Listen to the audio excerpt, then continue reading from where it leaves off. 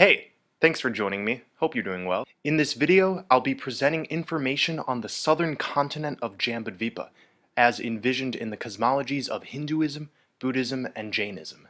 It is this area which we believe to be the best part of the four-island continent system to arrive at from the outer lands. If you haven't seen one of our videos before, I recommend you go back and educate yourself on the North Polar Land, which we have broken down and outlined clearly. Jambudvipa is a land of pureness, what Richard Leviton has written as being luminously bright with purified consciousness, where land and mind are inseparable. The residents, quasi or post-humans, are similarly effulgent with light, and their bodies seem more of light than matter, opulently decorated in bangles, earrings, rings, necklaces, crowns, and other light-based adornments. Pure thoughts are the landscape, spiritual beings are the terrain's features, and the inside and outside are not different, mind and land, consciousness and projected world. Perched high above this land is said to be a gigantic jambu tree, also known as the rose apple tree. This tree is native here to India and Southeast Asia. Jambudvipa gets its name from this tree, literally referring to the land of the jambu trees, where jambu is the name of the species, and vipa means island or continent. Mount Meru is the axis, the heavenly pillar at the center of the four-continent system, and surrounding Meru is four great mountains with four giant trees. So the tree overlooking Jambudvipa is the jambu tree, standing on top of what's called Mount Himavat. The jambu fruits from this tree are supposedly the size of elephants, and when ripe, fall and break open, flowing juice into a river known as Jambu Nadi. The inhabitants drink this juice, and because of it, are said to experience optimum health and longevity. It's said that there is a transmutation which occurs when the sun, which we know to be the black sun, and the air react with the juice, creating gold which is used for ornaments of the demigods who live in this land. Jambudvipa is the region where the humans live, and is said to be the only place where a being may become enlightened by being born as a human being. This has been falsely translated, though, as meaning Earth is Jambudvipa. Most mainstream Buddhist cosmologists will tell you that we're in Jambudvipa right now. But the reason it's said that this land is the land of the humans is because it's the area which humans typically come from the outer world. It is in Jambudvipa that one may receive the gift of Dharma and come to understand the Four Noble Truths, the Noble Eightfold Path of Buddhism, and ultimately realize the liberation from the cycle of life and death, called moksha.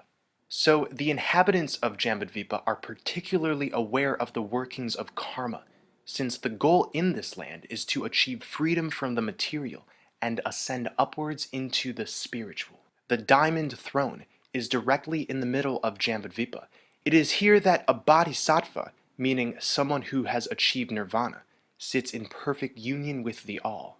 The inhabitants of Jambudvipa, as well as Purva and Aparagodania, two of the other island continents, are said to possess 8 organs.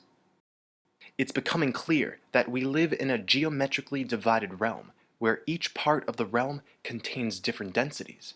The same way the Antarctic ice wall is the protective mechanism for what we know as flat Earth, there is a spiritual filter as well as a physical barrier, another ice wall, surrounding the center land. So just to refresh, all magnetism comes from the center, from Mount Meru. This is where density is at its lowest. Spirit and matter are essentially intertwined at Mount Meru. But the further you get from this central source of everything, the denser it is, which allows for different types of experiences.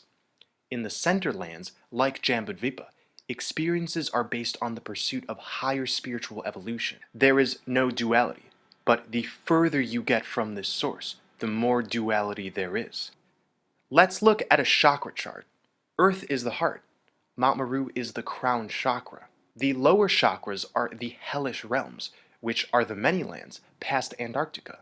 The higher chakras are the heavenly realms, which exist where our compasses are pointing to, at the North Pole. Now, the heart is the bridge of the lower chakras to the higher chakras. And in the same way, this earth area we're in is spiritually sandwiched between the divine and the hellish, physically and metaphysically. This is the duality we're experiencing. The heart takes the lower chakras and transmutes them upwards. In the same way, Earth as we know it is the bridge into the Garden of Eden.